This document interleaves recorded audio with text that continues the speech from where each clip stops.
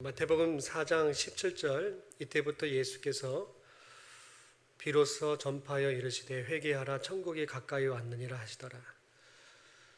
이때부터는 어떤 사건을 이야기합니다. 세례 요한이 잡혔다는 소식이에요. 세례 요한이 헤롯 왕에게 참수형을 당했어요. 이때부터 예수님은 다시 갈릴리로 오셔서 비로소 말씀을 전파하셨습니다. 그런데 회개하라 천국이 가까이 왔다, 이 말씀은 세례 요한이 전했던 메시지와 똑같습니다. 왜냐하면 이것이 복음의 시작이 되기 때문에 그래요. 하나님을 믿는 사람들이 가져야 할 신앙은요, 두 가지로 시작이 됩니다. 회개해야 돼요. 죄를 돌이키고 천국의 사람으로 살겠다는 결심입니다. 여러분, 천국은 하나님 나라를 살아가는 거예요. 지금까지 살아왔던 삶과는요, 완전히 다르다는 거예요. 예수님의 말씀에 지금까지 살았던 삶의 방식을 버리고 예수님을 따르는 제자들이 생겨났어요. 그 첫 번째 사람들이 안드레와 베드로 형제입니다. 지금까지는 고기를 잡는 어부의 삶이었어요. 그런데 예수님을 만나고 그 어부의 상징인 그물을 버리고 하나님 나라를 받아들였습니다. 마태복음 4장 19절 20절 말씀에 말씀하시되 나를 따라오라 내가 너희를 사람을 낚는 어부가 되게 하리라 하시니 그들이 곧 그물을 버려두고 예수를 따르니라. 예수님이 말씀하세요. 나를 따라오너라. 내가 너희를 사람을 낚는 어부가 되게 하리라. 그러자 이 제자들은 버려두고 따랐다라는 거예요. 여러분, 이것이 제자의 자격입니다. 버리지 못하면 예수님을 따를 수가 없어요. 예수님은 버리는 것으로 이 제자의 자격으로 삼으셨어요. 부자 청년이 예수님의 제자가 되겠다고 예수님을 찾아왔습니다. 그때도 예수님은 분명하셨어요. 청년에게요, 살아가는 재물을 버리고 따르라는 거예요. 그런데 이 부자 청년은 버리지 못해서 예수님의 제자가 될 수 없었어요. 마가복음 10장 22절이죠. 그 사람은 재물이 많은 고로 이 말씀으로 인하여 슬픈 기색을 띠고 금심하며 가니라. 재물이 많은 고로 예수님의 말씀에 근심하고 슬픈 기색을 하였습니다. 여러분, 근심할 수는 있을 거예요. 다 버린다는 게 쉽지가 않잖아요. 갈등할 수 있어요. 그래도 버리고 예수님을 따라야지만 제자가 될 수 있는 거예요. 그런데 이 천국의 삶을 버리고 그 청년은 집으로 돌아갔습니다. 여러분, 우리도 제자가 되는 신앙을 잃어버리고 살아가는 것 같습니다. 신앙생활이 너무 말랑해졌어요. 적당히 타협하고 세상의 압박이 심하게 들어오면 내 신앙이 꺾여버리고요. 그렇게 이기적인 교회가 되고 버리지 못하는 성도들이 되었어요. 맛을 잃은 소금처럼 세상이 무시하는 교회가 되고 말았습니다. 버리고 따르는 것이 쉬운 것은 아니죠. 너무 어려운 문제입니다. 쉽게 버릴 수 있는 문제가 아니에요. 그래도 우리는 나와 상관없는 말씀, 그래서 이렇게 외면해 버리고 말합니다. 내가 받은 말씀이 아니라는 거죠. 아무리 들어도요, 버리라는 이 말씀에는요, 감동이 없어요. 그러니 이 천국의 삶이 뭔지도 모르고 천국의 가치도 알지 못하고 살아가는 거예요. 모르니까 천국의 삶에 대한 간절함도 없는 겁니다. 그런데 여러분, 신앙은요, 천국을 바라보는 거예요. 우리의 삶에서 천국을 누리는 거, 이게 신앙의 모습인 거거든요. 우리에게 천국이 가까이 왔습니다. 세상의 것을 버리고 천국을 붙잡을 수 있는 이 신앙이 우리에게 있기를 축복합니다. 마태복음 4장 22절에 그들이 곧 배와 아버지를 버려두고 예수를 따르니라. 예수님의 천국 사역이 시작이 되었습니다. 사람들이 예수님을 따라 나섰어요. 세상 물정 모르는 사람들과 예수님이 본격적으로 시작을 합니다.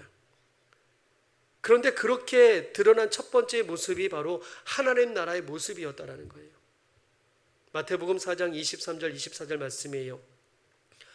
예수께서 온 갈릴리에 두루 다니사 그들의 회당에서 가르치시며 천국 복음을 전파하시며 백성 중에 모든 병과 모든 약한 것을 고치시니 그의 소문이 온 수리아에 퍼진지라 사람들이 모든 앓는 자 곧 각종 병에서 걸려서 고통당하는 자, 귀신 들린 자, 간질하는 자, 중풍병자를 데려오니 그들을 고치시더라.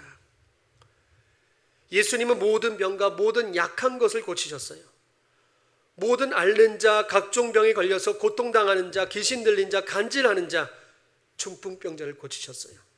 여러분, 우리의 병이 치료되기를 축복합니다. 고침받기를 축복해요. 예수님은 모든 것을 고치셨어요. 이것이 하나님 나라의 모습인 거예요. 빛이 오면 어둠은 물러갑니다. 예수님이 계시면 하나님 나라가 되는 거예요. 예수님이 함께 하시면 어둠이 물러가는 겁니다. 여러분, 사람도 마찬가지예요.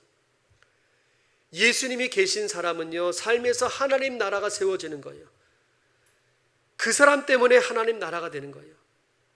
그 사람 때문에 가정이 천국이 되는 겁니다. 믿음의 사람 때문에 교회가 하나님 나라가 되는 거예요. 누가복음 17장 20절에서 21절 말씀 이렇게 되어 있습니다. 바리새인들이 하나님의 나라가 어느 때에 임하나이까 묻거늘 예수께서 대답하여 이르시되 하나님의 나라는 볼 수 있게 임하는 것이 아니요 또 여기 있다 저기 있다고도 못하리니 하나님의 나라는 너희 안에 있느니라. 하나님 나라가 너희 안에 있다. 아멘. 여러분, 우리 안에 하나님 나라가 임하면 우리는 이 세상 가치를 넘어서게 될 겁니다. 버리는 거, 이거 쉬워지는 거예요. 떠나는 것도 쉬워지는 거예요. 제자들이 그물과 배를 버리고 심지어는 아버지까지 버리고 예수님을 따라갔어요. 그만큼 하나님 나라가 매력적인 것입니다. 세상과 비교할 수 없는 아름다움이 하나님 나라에 있는 거예요. 그리고 하나님의 나라는 확장되어 갑니다. 하나님 나라가 이루어지는 것은 여러분 세상도 원하는 일이에요. 많은 사람들이 기적을 체험하고 있어요. 치유가 일어나고 있어요. 이거 모두가 다 바라는 일들이에요.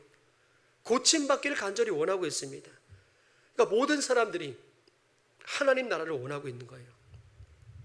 그래서 이 예수님을 찾아서 몰려다닙니다. 마태복음 4장 25절 말씀이에요. 갈릴리와 데갈볼리와 예루살렘과 유대와 요단강 건너편에서 수많은 무리가 따르니라. 여러분, 예수님을 따르는 사람들에게 하나님의 나라가 임합니다. 우리의 삶에도 하나님의 나라가 경험되기를 축복합니다. 하나님 나라를 생각하면 가슴이 뛰고 기대가 되고 간절한 소망이 일어나고, 그래서 하나님 나라를 위해서 우리의 삶을 여러분 드릴 수 있기를, 그리고 이루어가기를 주님의 이름으로 축복합니다. 오늘 말씀은 예수님의 사역의 시작을 알리는 말씀이에요.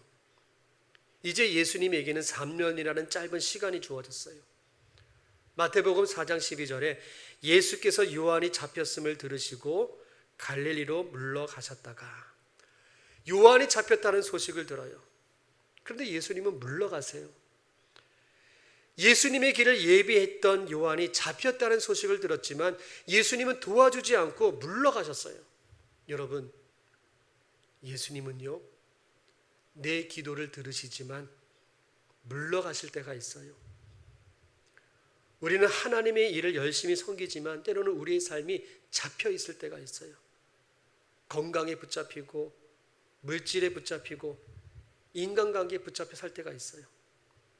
그런데 중요한 것은 잡혔다는 이 소식을 예수님이 들으셨다라는 거예요. 여러분, 예수님은 내 인생을 분명하게 알고 계세요. 내가 어떤 상황에 처해 있는지 예수님은 아십니다. 그래서 예수님은 물러가실 때가 있지만 다시 돌아오셔서 역사하시는 예수님이세요. 우리는 끝까지 예수님을 믿고 여러분 제자가 되어서 따라갈 수 있게 되기를 주님의 이름으로 축복합니다. 예수님이 전했던 회개하라, 천국이 가까이 왔다, 이 말씀이 세례 요한이 증거했던 메시지와 똑같아요. 그런데 여러분 의미가 달라요. 마태복음 4장 17절에 이때부터 예수께서 비로소 전파하여 이르시되 회개하라, 천국이 가까이 왔느니라 하시더라. 요한도 똑같이 외쳤습니다. 회개하라, 천국이 가까이 왔다. 그런데 요한의 메시지는요, 천국이 이제 곧 온다라는 거예요. 세례 요한이 증거하는 것은요, 우리가 오랫동안 하나님 나라를 기다려왔는데 이제 온다라는 거예요. 그래서 하나님 나라의 백성이 되려면 죄를 버리고 회개하라, 이걸 강조하고 있었습니다. 그런데 예수님이 전하는 것은 하나님의 나라가 이제 왔다라는 겁니다. 이제 하나님의 나라가 시작되었으니까 빨리 결단하라는 거예요. 더 이상 머물거릴 시간이 없어요. 천국 백성으로 살고자 여러분 결단하라는 말씀이에요. 그런데 여러분 중요한 게 있습니다. 예수님이 이 일을 갈릴리 지방에서 시작하셨다라는 거예요. 중요한 말씀이에요. 마태복음 4장 13절에서 16절 말씀이에요.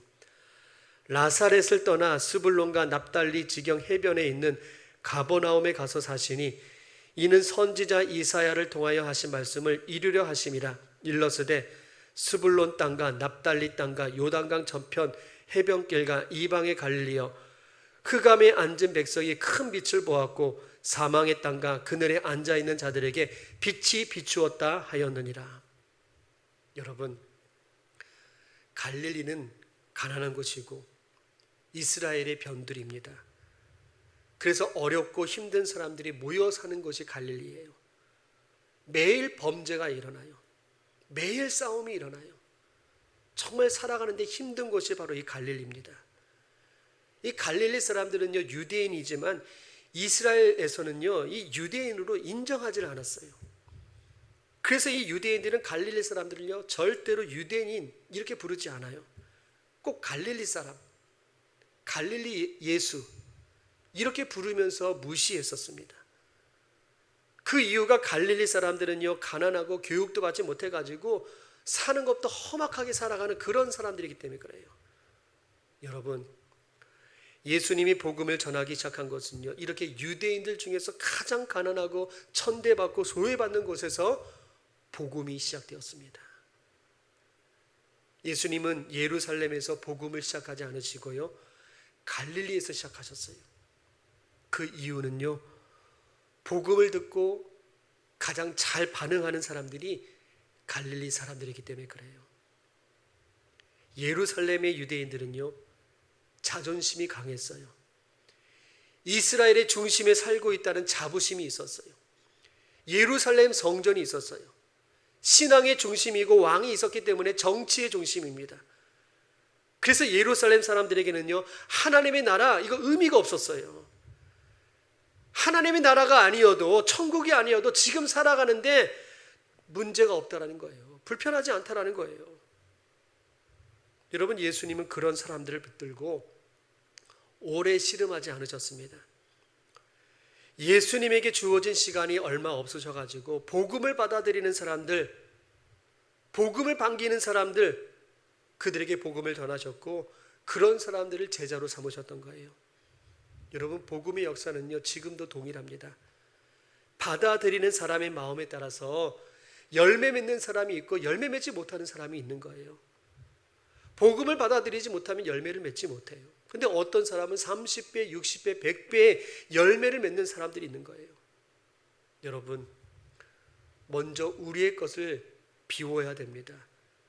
나만 아는 예루살렘의 생각을 버려야 되는 거예요. 내가 중심이라는 예루살렘의 그 마음을 비워야 되는 겁니다. 그래서 예수님의 것으로 채울 수 있는 그 갈릴리의 마음이 여러분 우리의 마음이 되고 우리의 믿음이 되기를 주님의 이름으로 축복합니다. 나사렛, 스불론, 납달리, 가버나움, 갈릴리 모두가 잘 사는 동네가 아닙니다. 소외받았던 동네였어요. 예수님은 이런 마을에서 말씀을 이루시는 일을 행하셨습니다. 여러분, 우리의 삶에서 말씀을 이루는 하나님의 계획이 있기를 축복합니다. 예수님은요, 가버나움에 사시면서 그곳의 사람들에게 빛을 비춰주셨어요. 고린도후서 4장 6절 말씀에 이렇게 되어 있습니다. 어두운 데에 빛이 비추라 말씀하셨던 그 하나님께서 예수 그리스도의 얼굴에 있는 하나님의 영광을 아는 빛을 우리 마음에 비추셨느니라. 하나님은 예수 그리스도의 얼굴에 있는 하나님의 영광을 깨닫게 하시려고 우리의 마음에 빛을 비춰주셨어요. 이 빛은 생명의 빛입니다. 생명의 빛으로 우리를 구원하셨던 겁니다. 여러분, 이 생명의 빛이 우리에게 비출 수 있게 되기를 축복합니다.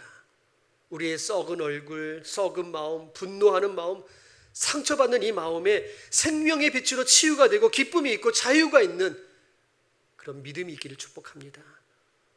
우리의 환경이 갈릴리처럼 낮아져 있고 육신의 병으로, 또 경제적인 어려움으로, 또 자녀의 문제로, 가족 간의 갈등으로 이렇게 예수님이 물러가신 그런 상황이지만 다시 빛을 비춰주시는 그 하나님의 은혜가 우리에게 임할 수 있게 되기를 주님의 이름으로 축복합니다. 마태복음 4장 17절 말씀에 이때부터 예수께서 비로소 전파하여 이르시되 회개하라 천국이 가까이 왔느니라 하시더라. 예수님의 말씀은 회개하라입니다. 그런데 회개 말씀을 전하려면 누구라도 설득할 수 있는 삶이 있어야 되는 거예요. 세례 요한은요, 그 빈들의 영성으로, 그 광야의 영성으로 회개 말씀을 전했어요. 예수님은 낮아지는 삶에서 회개의 말씀을 전하셨어요. 그래서 회개하라 이 말씀을 전하려면 내가 회개하는 것을 먼저 보여줘야 되는 겁니다. 천국이 가까이 왔다고 외치려면 먼저 세상의 것을 내려놓는 그 비운 마음을 보여줘야 되는 겁니다. 하나님 때문에 사람을 용서하고 사랑하는 것을 보여줄 수 있어야 되는 거예요. 안 믿는 사람들보다 더 성실하게 살아가는 그 모습들을 보여줄 수 있어야 되는 겁니다. 여러분, 예수님을 믿어라, 회개하라 이렇게 말하면서 사람들에게 내 삶을 비난받게 만들고 내 삶에 대해서 사람들이 나를 욕하고 있다면 전도하기가 참 어렵습니다. 여러분, 내가 망해도, 내가 병들고 아파도 하나님 때문에 있으면 먹고 없으면 금식하고 죽으면 천국 간다는 그 자신감으로 우리 살아갈 수 있기를 바라겠습니다. 마태복음 4장 18절에서 20절 말씀이에요. 갈릴리 해변에 다니시다가 두 형제 곧 베드로라 하는 시몬과 그의 형제 안드레가 바다에 금을 던지는 것을 보시니 그들은 어부라 말씀하시되 나를 따라오라 내가 너희를 사람을 낚는 어부가 되게 하리라 하시니 그들이 곧 그물을 버려두고 예수를 따르니라. 여러분, 예수님은요, 할 일이 없이 놀고 있는 사람을 제자로 부르신 게 아닙니다. 자기 일을 열심히 하고 있고 성실하게 자기 일을 감당하고 있는 사람을 부르셨어요. 바다에서 그물을 던질 때 제자로 부르셨어요. 세리 마태는요, 세간에서 열심히 일하고 있을 때 제자로 부르셨어요. 삶을 열심히 살아가는 자들에게 예수님은 제자로 부르셨던 거예요. 마태복음 4장 21절에서 22절 말씀에 거기서 더 가시다가 다른 두 형제 곧 세베대의 아들 야고보와 그의 형제 요한이 그의 아버지 세베대와 함께 배에서 금을 깃는 것을 보시고 부르시니 그들이 곧 배와 아버지를 버려두고 예수를 따르니라. 세베대의 두 아들도 아버지와 함께 그물을 수리하고 있었습니다. 여러분, 이 세베대는 부자 어부예요. 일꾼도 있었고요, 자기 배도 있었습니다. 그런데 이 세베대의 아들들은요, 아버지의 그 재산을 물려가지고 얼마든지 부자로 잘 살 수 있었을 거예요. 그런데 예수님의 부르심을 받고 그 자리에서 순종하고 예수님을 따라갔어요. 여러분, 이것이 부르심의 신비예요. 이건 우리의 이성으로 도저히 여러분 이해할 수 있는 문제가 아닙니다. 예수님의 그 부르심에는요, 더 소중하고 귀한 것이 있다는 것을 발견한 거예요. 그래서 세상의 물질을 버리고 예수님의 제자가 되기 위해서 떠났던 겁니다. 여러분, 영혼을 구원하는 일에 이런 사람이 있어야 되는 거예요. 우리의 삶에서 이 영적인 우선순위가 세워질 수 있게 되기를 축복합니다. 예수님은요, 말씀으로만 천국 복음을 전하지 않으셨어요. 예수님은 많은 병자를 고치셨습니다. 마태복음 4장 23절 24절 예수께서 온 갈릴리에 두루 다니사 그들의 회당에서 가르치시며 천국 복음을 전파하시며 백성 중에 모든 병과 모든 약한 것을 고치시니 그의 소문이 온 수리아에 퍼진지라 사람들이 모든 앓는 자 곧 각종 병에 걸려서 고통당하는 자 귀신 들린 자 간질하는 자 중풍병자를 데려오니 그들을 고치시더라. 예수님의 말씀에는 능력이 있으셨습니다. 하나님의 나라가 임했지만 그 나라는 눈에 보이는 나라가 아니에요. 그러나 하나님의 능력, 그 하나님 나라의 능력이 나타났던 겁니다. 그래서 여러 가지 병에 걸린 자들, 귀신 들린 자들, 간질에 걸린 자들, 중풍병에 걸린 자들이 치료되는 역사가 나타났던 거예요. 그런데 여러분, 각종 병에 걸려서 고통당하는 자, 귀신 들린 자, 간질하는 자, 중풍병자, 왜 이런 사람들이 예수님의 말씀이 잘 들렸을까요? 그만큼 간절하기 때문에 그래요. 그만큼 마음이 가난한 겁니다. 여러분, 내 귀에 말씀이 안 들리고 말씀이 안 믿어지는 것은요, 어쩌면 나에게 간절함이 없기 때문에 그래요. 그래서 내 힘으로 어쩔 수 없는 문제가 있었을 때 하나님을 만났다면 그게 복인 겁니다. 그것을 믿으면 하나님이 고쳐주시는 거예요. 내가 각종 병에 걸렸기 때문에 절망하지 않고 예수님을 따르면 되는 겁니다. 하나님이 가르쳐 주시는 대로 배우고 고쳐주시는 대로 고침받으면 되는 거예요. 그런 사람들이 모여 있는 것이 교회거든요. 여러분, 우리 교회가 이런 회복이 있기를 축복합니다. 상처가 있어도, 병들어도, 아픔이 있어도 하나님의 말씀이 임할 때 풀어지고 회복되어지는 그런 교회와 성도가 되시기를 축복합니다. 여러분, 감추고 싶은 삶의 장애가 우리에게 있을 겁니다. 중풍병처럼 무기력하고 너무나 오래되어서 굳어진 그 마음들이 우리에게 있을 거예요. 그런데 그 아픔은요, 수치스러운 게 아니에요. 그 아픔 때문에 예수님을 따르게 되었다면 이거 감사해야 되는 겁니다. 여러분, 복음이 우리의 생각을 바꿔놓을 겁니다. 우리의 삶도 바꿔놓을 거예요. 복음은 치유입니다. 치유. 몸의 치유만이 아니라 병든 영혼도 치유하는 거예요. 우리의 삶에 이 복음의 능력이 나타나기를 축복합니다. 우리의 생각이 바뀌고 삶이 변화되고 하나님의 것을 가치 있게 여기고 예수님의 길을 따르게 될 겁니다. 그래서 중요한 것을 놓쳐버리고 다른 것에 우리의 관심을 낭비하지 않도록 여러분, 언제나 우리가 조심하면서 이 천국의 복음을, 천국의 삶을 우리가 살아갈 수 있게 되기를 주님의 이름으로 축복합니다. 우리 같이 기도합니다. 우리의 삶에서 천국이 시작되기를 구합니다. 우리가 버려야 할 것 너무나 많을 겁니다. 버려야 제자가 되고 버려야 천국 백성이 되는 겁니다. 무엇보다도 내 고집, 내 욕심, 내 교만을 버리고 물러나셨던 예수님이 나의 삶에서 다시 행하시고 함께 하시기를 여러분 간절한 마음으로 우리 같이 기도하겠습니다. 기도합니다.